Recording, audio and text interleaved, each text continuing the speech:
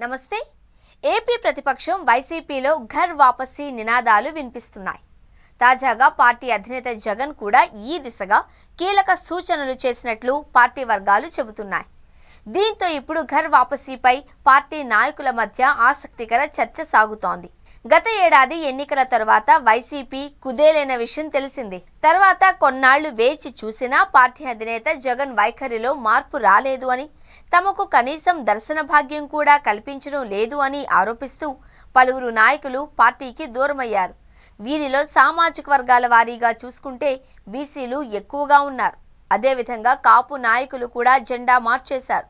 ఎమ్మెల్సీలుగా ఉన్నవారు సైతం తమ పదవులు వదులుకొని పార్టీకి రామ్ రామ్ చెప్పారు. వీరంతా తలా ఓ పార్టీలో చేరిపోయారు. ఇదిలా ఉంటే మరింత మంది పార్టీ మారుతున్నారన్న సంకేతాలు కూడా వస్తున్నాయి. అయితే ఇప్పటి వరకు ఎవరూ పార్టీ మారలేదు.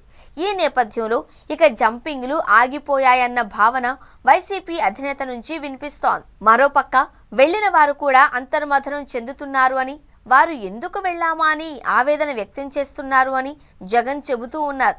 ఈ నేపథ్యంలో వైసీపీని కాదు అని వెళ్లిపోయిన వారిలో సగానికి పైగా నాయకులు తిరిగి వైసీపీ గూటికి చేరడం త్వరలోనే జరుగుతుంది అని జగన్ అంచనా వేస్తున్నారు అని వైసీపీ వర్గాలలో చర్చ జరుగుతోంది. తాజాగా ఆదివారం ఆయన పార్టీ నాయకులతో భేటీ అయ్యారు. ఈ సందర్భంగా జంపింగుల గురించి ఎమ్మెల్సీ లేళ్ల అప్పిరెడ్డి జగన్ దగ్గర ప్రస్తావించారు.